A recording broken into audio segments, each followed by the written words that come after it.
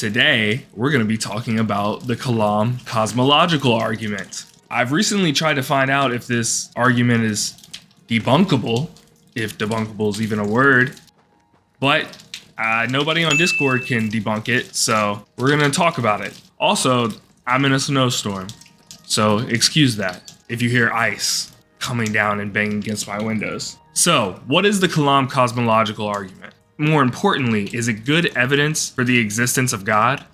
In Richard G. Howe's essay, What Are the Classical Proofs for God's Existence?, he begins by defining the argument as appeal to modern scientific findings to demonstrate that the universe had a beginning a finite time ago, specifically with the Big Bang. The argument usually takes form with a three-premise logical structure. Premise 1, the universe began to exist. Premise 2, whatever begins to exist must have a cause. Premise 3, therefore, the universe has a cause.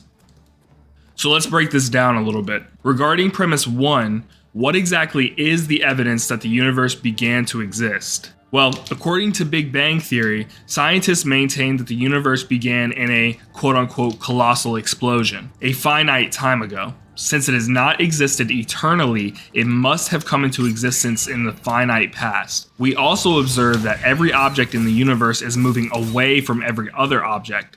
If the universe had been expanding from eternity, like proponents of an eternal universe theory posit, it would now be infinitely dispersed, which it is not. Additionally, we have evidence from the second law of thermodynamics. This law states that isolated systems tend towards maximum disorder or entropy. Because the universe is quote-unquote running down, but has not yet fully run down, it cannot have been running down from eternity. Therefore, there is sufficient evidence to support premise 1, and additional evidence continues to develop. Moving on to premise 2 and 3, what exactly is the nature of the cause of the universe? Logically, it would have to follow that the cause must be immaterial, timeless, and spaceless.